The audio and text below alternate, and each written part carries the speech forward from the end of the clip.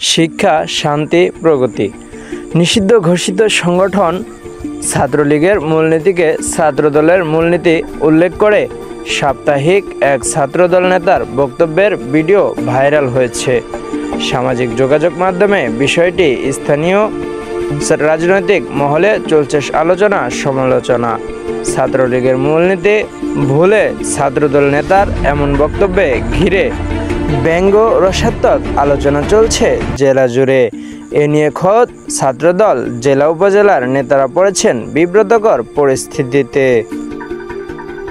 সম্প্রতি এমনই এক ঘটনা ঘটেছে গাইবান্ধা পলাশবাড়ী উপজেলায়। গত শনিবার সন্ধ্যায় মাঠের হাট বাজারে জাতীয়বাদী সামাজিক সংস্কৃতি সংস্থা আয়োজিত আলোচনা সভায় বিশেষ অতিথি হিসেবে এই বক্তব্য দেন বেতকাপা ইউনিয়ন ছাত্রদলের ভারপ্রাপ্ত সভাপতি শিবুল প্রধান। সেখানে ছাত্রলীগের মূলনীতিকে ছাত্রদলের বলে উল্লেখ করেন তিনি, যদিও বিষয়টিকে ভুল হয়েছে বলে জানিয়েছেন।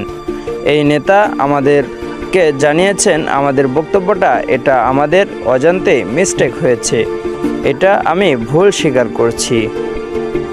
কারণ আপনিও ভালো করে জানেন আমরা মানুষ, আমরা কেউ ভুলের ঊর্ধ্বে না। ভুল আমাদের হতেই পারে, একটা ভুল দিয়ে হঠাৎ করে একটা মিস্টেক হতেই পারে। এই ভিডিও দেখার পর আমি পরক্ষণেই বুঝতে পারছি এবং সেটা আমি স্বীকারও করে নিয়েছি। এ বিষয়ে জেলা ছাত্রদলের সাধারণ সম্পাদক তারিকুজ্জামান তারেক জানান, এ ধরনের স্লোগান তাদের দলের কোনো নেতা দিতে পারে না।